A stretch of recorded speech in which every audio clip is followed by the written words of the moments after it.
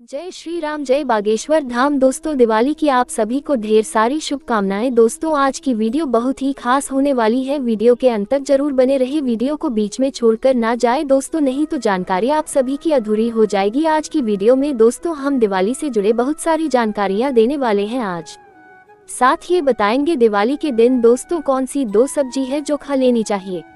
माँ लक्ष्मी की कृपा हम पर बनी रहती है। आगे बढ़ने से पहले दोस्तों आप माता लक्ष्मी के सच्चे भक्त उनकी पूजा करते हैं। वीडियो को लाइक कर ले, दोस्तों में शेयर कर दे, नीचे कमेंट बॉक्स में जरूर लिख दे जय माता लक्ष्मी, ताकि माता लक्ष्मी की कृपा से आपकी हर मनोकामना शीघ्र पूरी हो जाए। साथ में मेरी भी कामना है कि जो भी इस वीडियो को देख रहा है, माता लक्ष्मी उसकी हर मनोकामना शीघ्र पूरी कर दे इस दिवाली पर।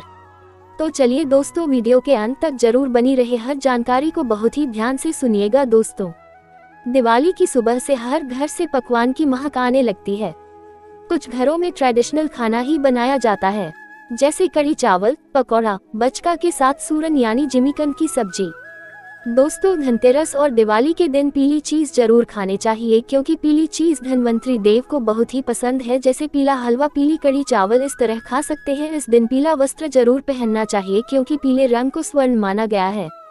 और इस दिन दोस्तों सीताफल, जो माँ लक्ष्मी का प्रिय फल है, इसे जरूर चढ़ाना चाहिए माता लक्ष्मी को, और साथ में से प्रसाद के रूप में आपको खाना भी चाहिए।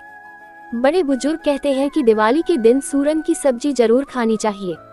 भले ही पूरे साल लोग इसकी सब्जी नहीं खाते हो, लेकिन इस दिन ये घर में जरूर बनाई जाती है। खासकर बिहार और यूपी के कई इलाकों में कहा जाता है कि दिवाली की रात या फिर इस दिन जिमीकन की सब्जी खाने से सुख समृद्धि और धन धान्य में बढ़ोतरी होती है।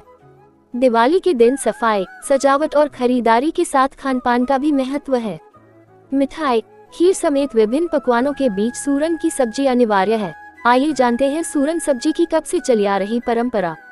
सूरन या जिमीकन की सब्जी यूं तो आम दिनों में भी घरों में लगभग न के बराबर ही बनती है, लेकिन दिवाली के खास अवसर पर घरों में इसे बनाना बेहद शुभ माना गया है। घर के बुजुर्ग बाकी पकवानों के बीच इसकी डिमांड जरूर रखते आए हैं। यूपी के तमाम क्षेत्रों में हर दिवाली पर सूरन या जिमीकन बनाने की परंपरा सदियों से चली आ रही है। आइए जानते हैं सूरन की सब्जी का दिवाली से क्या संबंध है। सूरन की सब्जी देखने में गोलाकार होती है। इसे काटना, पकाना दोनों आसान नहीं है। इसे काटते समय हाथों में खुजली होने लगती है। यह आलू या दूसरी सब्जियों की तरह जल्दी नहीं पकती है। इसे खाने से गले में खराश भी होने लगती है। इसे काटने के लिए विशेष विधि और सामान लगते हैं। इसे तेल से सने हाथों से इसे काटना चाहिए और खराश खत्म करने के लिए नींबू का रस डालकर छोड़ा जाता है। दिवाली की रात भोजन में जिमीकन यानी सूरन की सब्जी बनाने और खाने की परंपरा है। माना जाता है कि दिवाली की रात भोजन में जिमीकन खाने से घर में धन संपदा और सुख समृद्धि बढ़ती जाती है और ये कभी खत्म नहीं होती है। जिमीकन की सब्जी दिवाली की रात तो परंपरागत तौर पर बनाई ही जाती है, लेकिन इसको बहुत लोग नॉर्मल दिनों में भी खाना पसंद करते हैं। ऐसा इसलिए है क्योंकि जिमीकन में कई सारे पोषक तत्व होते हैं, जिसकी वजह से ये कई तरह की दिक्कतों को दूर करने में भी मदद करती है। दिवाली के त्योहार पर तरह तरह के पकवान बनाए जाते हैं। इनमें जिमीकन यानी सूरन की सब्जी भी शामिल है। इस सब्जी को दिवाली की रात के भोजन में बनाए जाने की परंपरा है। जिस तरह से होली पर गुजिया, मकर संक्रांति पर खिचड़ी और ईद पर सेवई खाने की परंपरा है, उसी तरह से दिवाली की रात जिमीकन की सब्जी खाना दिवाली स्पेशल डिश जिमीकन भी बेहद शुभ माना जाता है। जिमीकन जड़ से काटने या निकाल लेने के बाद भी उसी जड़ में फिर से उगाती है। इस वजह जिमीकन की सब्जी को दिवाली के दौरान धन के भंडारण और बढ़ती हुई सुख समृद्धि से जोड़कर देखा जाता है।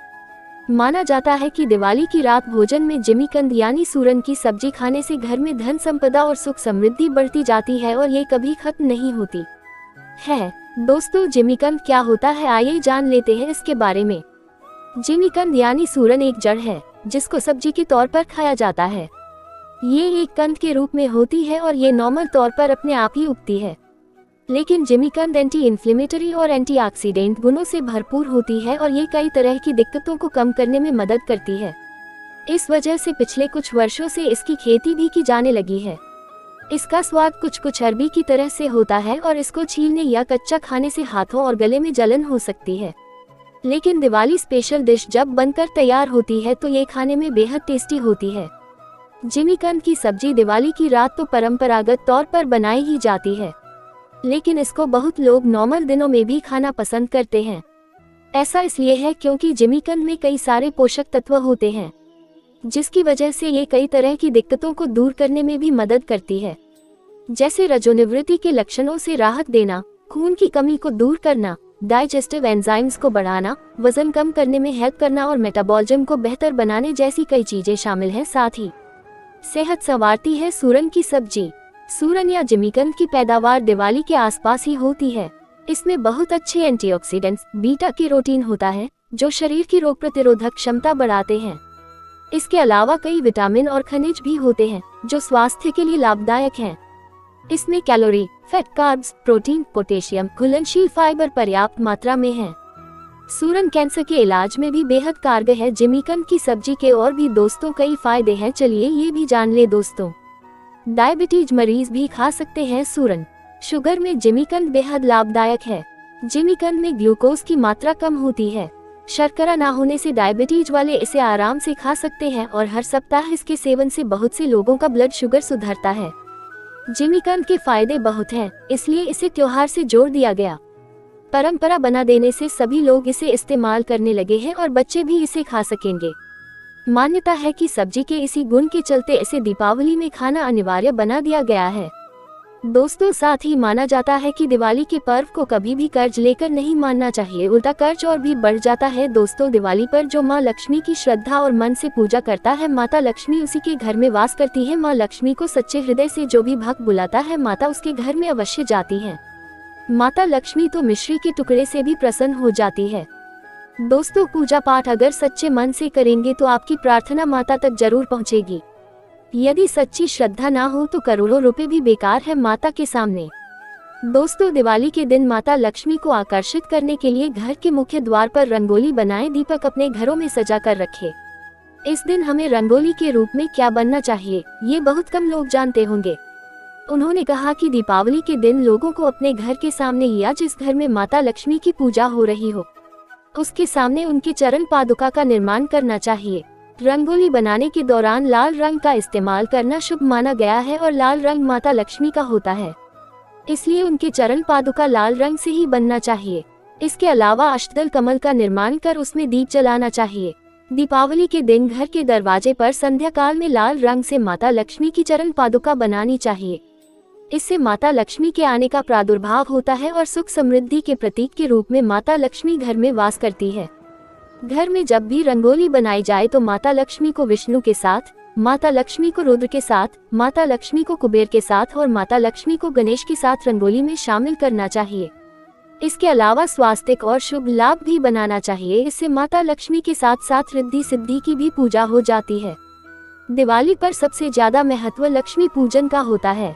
दिवाली की रात पूरा परिवार नए कपड़े पहनकर माँ लक्ष्मी और भगवान गणेश की पूजा करता है। मान्यता है कि इस दिन माता लक्ष्मी की पूजा करने से घर में सुख समृद्धि सदैव बनी रहती है और कभी भी धन की कमी नहीं होती है। दिवाली की रात घरों को दियों और लाइटों से रोशन किया जाता है। हर तरफ दिवाली की धूम और जगमग करती बत्तियां दिखाई देती हैं। दिवाली पर सबसे ज्यादा महत्व लक्ष्मी पूजन का होता है। दिवाली की रात पूरा परिवार नए कपड़े पहनकर माँ लक्ष्मी और भगवान गणेश की पूजा करता है। मान्यता है कि इस दिन माता लक्ष्मी की पूजा करने से घर में सुख समृद्धि सदैव बनी रहती है और कभी भी धन की कमी नहीं होती है।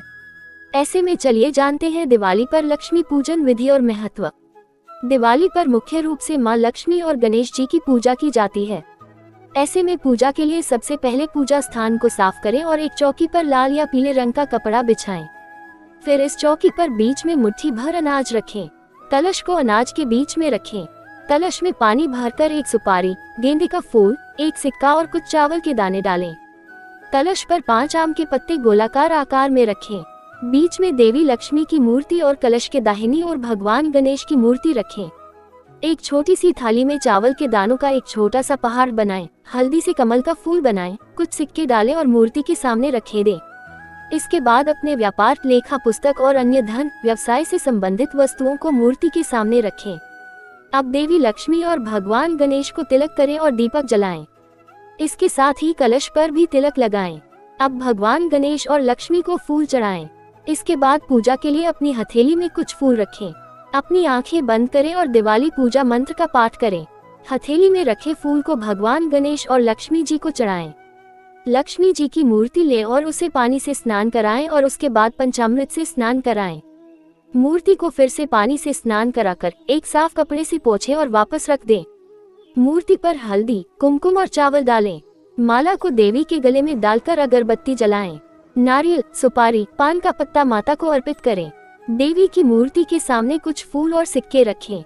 थाली में दिया लें, पूजा की घंटी बजाएं और लक्ष्मी जी की आरती करें। दिवाली पर लक्ष्मी गणेश पूजन का महत्व काफी बताया गया है।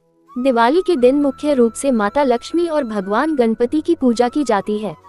मान्यता है कि दिवाली की रात मां लक्ष्मी पृथ्वी पर विचरण करती है और अपने भक्तों को सुख समृद्धि का आशीर्वाद देती है। मां लक्ष्मी धन की देवी है और उनकी पूजा से धन तथा ऐश्वर्य मिलता है। वहीं भगवान गणपति को प्रथम पूजनीय माना जाता है। दिवाली के दिन गणपति के पूजन से मन और मस्तिष्क को शांति मिलती है और बुद्धि के देवता अपने भक्तों को सद्बुद्धि का वरदान देते हैं। उम्मीद है दोस्तों आप सभी को ये जानकारी पसंद आई है, तो वीडियो को जरूर लाइक कर ले, दोस्तों में शेयर कर ले। मिलते हैं अगले वीडियो में एक नई जानकारी के साथ। जय माता लक्ष्मी की।